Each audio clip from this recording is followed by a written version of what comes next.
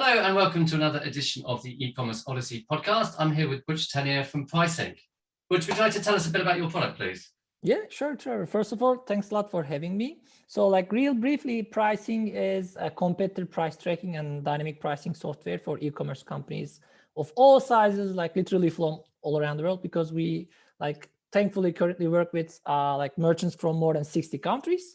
And the way the product works is, I would say, pretty straightforward. So most of the cases, the merchants are doing this competitor price tracking thing manually. So they literally visit through all their competitor websites on, for example, browsers, and copy and paste all the competitor prices into an Excel spreadsheet. And then depending on all those competitor prices, they come up with a ideal price point for their products.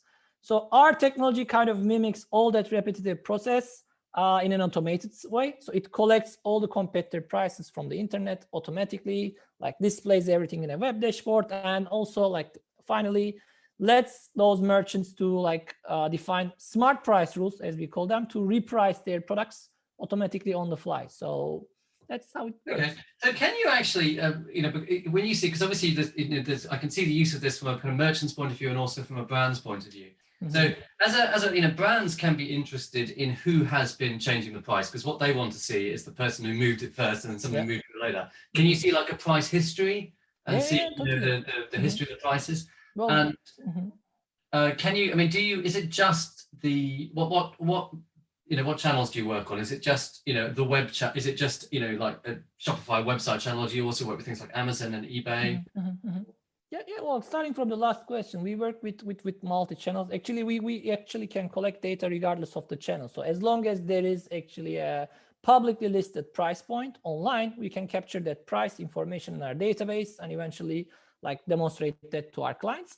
And you also are absolutely right with this brand perspective. So the majority of our clients are retailers doing this comparison versus the competitors, but we also serve, I would say, plenty of brands, kind of 15%, 20% of our client base also constitutes of brands who are in need of price monitoring, again, from that very perspective that you mentioned. So they also want to see which of their resellers are more aggressive with their price points, which of them are offering maybe again, more aggressive and more frequent discounts, who basically undercuts those recommended prices first, and so on. So we also help those brands to only monitor that information, so they can see, for example, their resellers' prices versus their recommended prices, and they can exactly see this in an historical way. So not just today's data or maybe recent data, but they can actually trace back each and every price point for each and every seller in a calendar view in our application. So we also store this data in our database. Okay, so how do you actually index these products? Is it just, do you index Google Shopping, or is there a clever, so if you've got multiple different websites selling a product, right? Some of them might not be selling on Google Shopping, some might be using the wrong barcode or have bad data. How do you make sure you've captured all the data? Yeah, it's actually, again, in various ways. So the most straightforward, and I would say the most common way, is just like you said, using barcodes typically on Google Shopping. So because there's structured data already, so you can see all those sellers for that particular product. So that's the easy part of the pie, I would say. But for the rest of the internet, we also use various ways to map those, let's say, competitor prices versus our merchant. For example, even one way of doing that is actually utilizing manual work. So we sometimes on some projects use our team. We have a special team, you can imagine this something like a product data entry team in an e-commerce organization. So those people are actually helping our merchants to set up their account initially by mapping all their competitor information versus theirs. So where, for example, the product information lacks, standard product codes, barcodes, etc. So they are simply following the guidelines provided by the merchant. So they say, for example, use this configuration information, brand name, product description, and so on. So the bottom end of this process is fully manual, and the top end is, like I said, barcode based, fully automated, let's say, method. And in between, we also can apply hybrid approach. For example, we can also collect the data on a particular website by direct scraping. We can scrape, for example, product code information from different websites and then merge them all together and make a singular database. So in a way, we mimic Google Shopping. So we kind of build our own Google Shopping in some sense. So, but all in all, it's actually in a wide spectrum from 100% manual to 100% automated. So I run an e-commerce business. I sell on, we sell on our own website, we sell on Amazon, we sell on eBay, we also sell on some other third-party platforms. And a lot of these platforms, they all advertise on Google Shopping. Right? So what is your, and one question is, you end up competing against yourself because, you list the same product on your website or Google Shopping, and then eBay then lists that product on Google Shopping. How would you recommend, have you got any ideas what the best strategy would be in terms of how not to compete against yourself? Yeah, firstly, like by distinguishing like your competitors on Amazon and eBay. So we actually at least have this, let's say, technological sophistication that helps you not to compete against your own listings on different marketplaces. So we identify those. That's what I mean. But also from another perspective, the way we kind of like nudge, I would say, our merchants is that like they should actually think about the competition from the consumer's point of view. So for example, for eBay, if for example, the majority of searches are starting from eBay instead of ending on eBay, starting from Google Shopping, they should actually only, for example, focus on their eBay specific competition for the eBay prices. So they don't, for example, need to benchmark their eBay listing prices versus, I don't know, Amazon or versus other third-party listings. So they should really focus on the competitive landscape on eBay. The same holds true for Amazon because, Amazon listings don't ever get published on Google Shopping. So the Amazon buy box competition is specific to Amazon. And for their, let's say, third-party platform like Shopify, Magento, whatever, they also need to do the same for those, let's say, independent, like first-party retailers competing against them. So I suggest like distinguishing those competitive landscape from each other. But also, like in some cases, for example, we hear that there are some, let's say, technological bottlenecks where the merchant really needs to publish the very same price point on different platforms. So this causes sometimes like some frictions, but if they have the enough flexibility, we actually recommend them just like what I said. So we help them, we actually, tell them to focus on each and every competitor. So basically to do it separately and but also not compete against yourself. Yeah, true. Okay, that's good advice. And okay, so an issue that I've found is that it's easy to compare the price of a product against the same product. So you match by barcode and you say, okay, make me competitive within this product. But when you go onto Google Shopping and you do a search for something, then first off you'll see a list of results and you'll see this product, but also other products. And it's, how do you optimize the product of the price of your product, not just against the same product with the same barcode, but against the market of products or similar products within, say, the same category? Well, good question. Frankly speaking, we are more powerful in the context where companies are benchmarking products versus the same products. So like not in the case of subsidies, but we also have a decent number of merchants who are exactly doing what you said with our software. And the way they do it is actually, honestly, in a way that they define those other substitute products themselves without us actually automatically identifying those substitute or alternative products. So the way it works is that they construct their pricing account, their account with us in a way that they benchmark their own product price versus another product's price by manually or by actually like voluntarily defining that competitive links. So they pick this particular link on Google Shopping and they want to regard that other substitute product as a competitor, and they define this competitive landscape themselves in their dashboard. And then our monitoring actually takes that information into account. So it starts to actually benchmark those other substitute products prices versus our merchants like alternative products. Can you actually, okay, so I've got 5,000 products, right? What I would like is something which, and a lot of those are basically, being repriced against substitutes, but some we are the cheapest, and yet we're not selling that much of it. But then we found when we cut the price, we actually sold more. Can your system run kind of experiments where it basically say, okay, you're not selling much of that, let's try cutting the price and see what happens, and then will it optimize the price in that kind of way?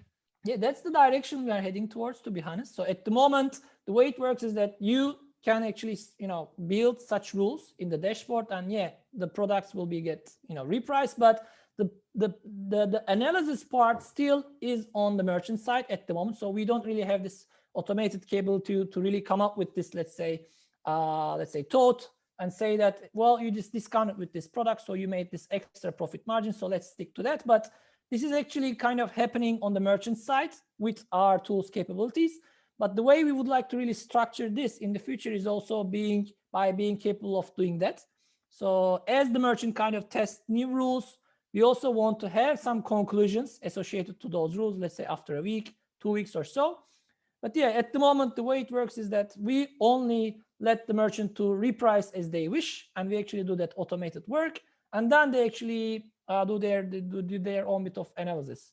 Okay, so also, right, how do you, how important is pricing? I mean, we all know it's very important, but have you idea? I mean, is it in terms of success factors, is it the very most important success factor, do you think? Yeah, sure. So full disclosure, I'm a bit biased on that. Yeah, obviously, yeah, but still, even if you just ignore my bias, I mean, there are multiple sources of research like that actually states that pricing is the most important purchase criteria for consumers across the world. So not just in, I don't know, more price sensitive, like developing markets or something, like in the UK as well, in the US as well. So about, I guess, like 50+% consumers are actually naming price as the single most important criteria before they make a purchase.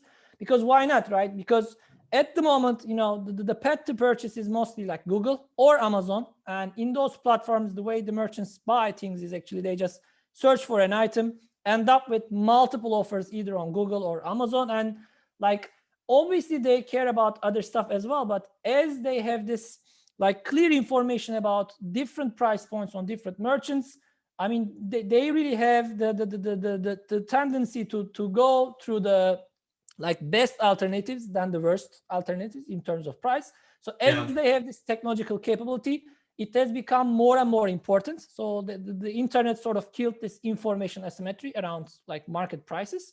So that also forced customers to be more price sensitive.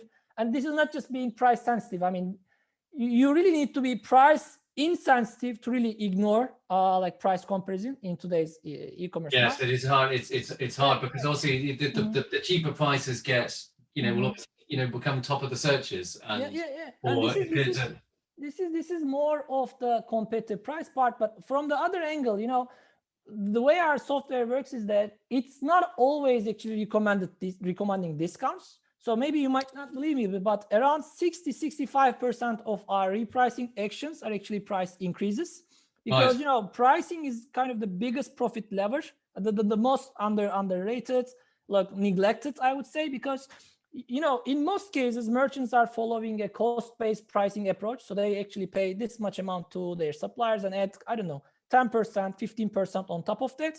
But they sometimes forget about the competitive prices, and they might really end up underpricing their products. So they are not really reflecting price increases due to inflation, etc. And they suddenly underprice their products and they start to leave tons of money on the table.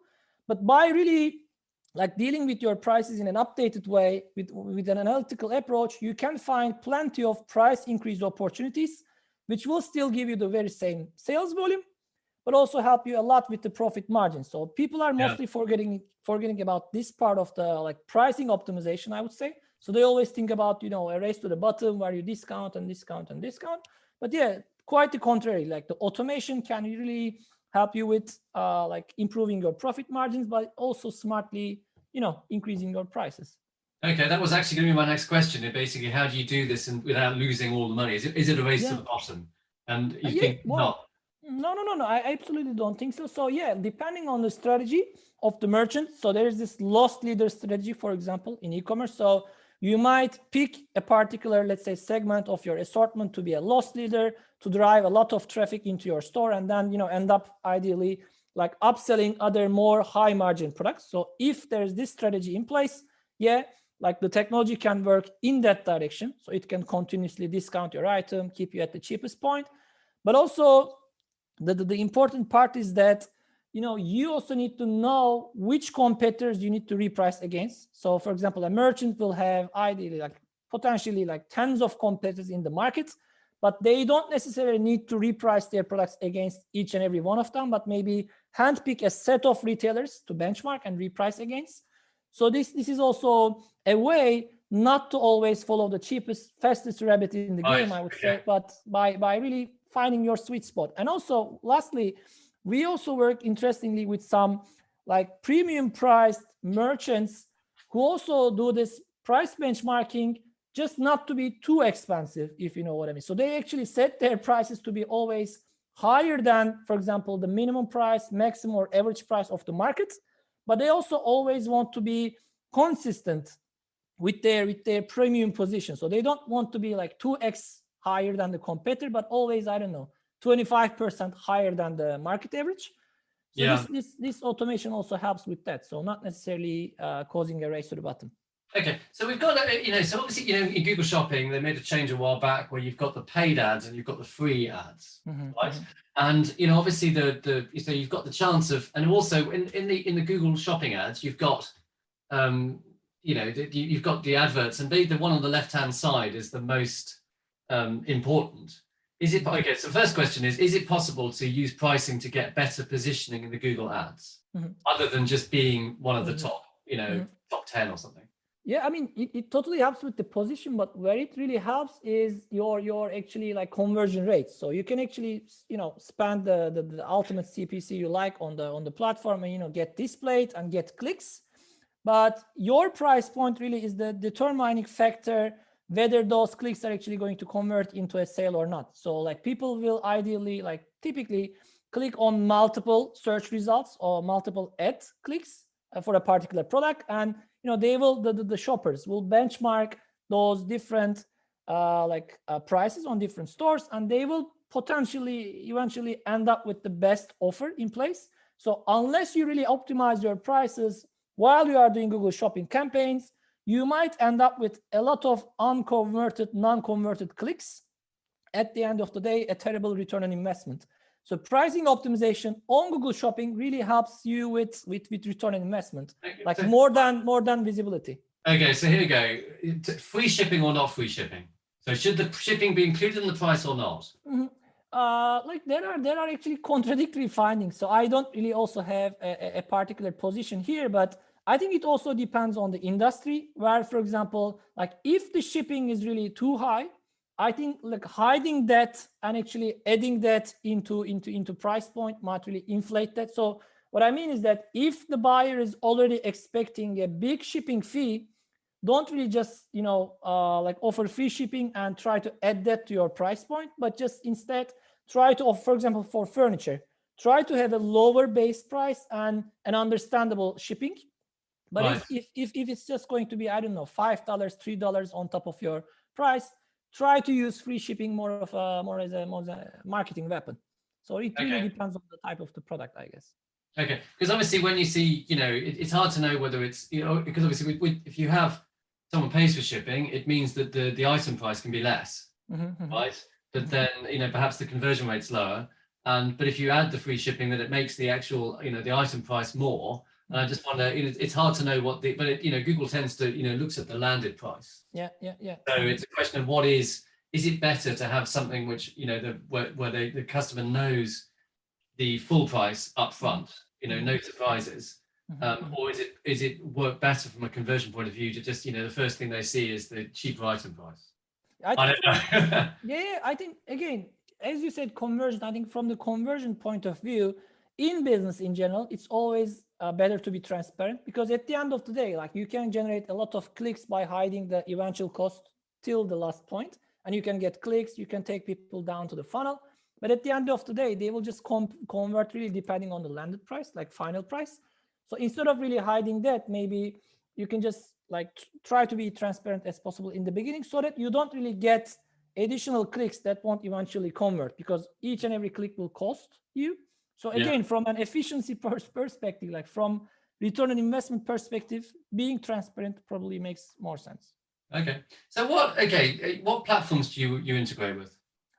We like, I would say, focus on Shopify primarily, but we also have an integration for Magento. So we have clients on both, but the thing is that our technology doesn't really require a direct integration. So we have a lot of like merchants that just use our technology in a standalone fashion where they like provide their product assortments to us via CSV or Excel imports without any integration in place. So they provide us their assortment, and we actually can do the very same thing that we do for other platforms. And if they really want to integrate with our technology on platforms other than Shopify and Magento, we also have an API. So that also helps them to integrate their own platform like BigCommerce, WooCommerce, I don't know, with our application via this nice little like API piece of ours. So like theoretically speaking, we are integrated with everything, but we have our own native integrations with Shopify and Magento.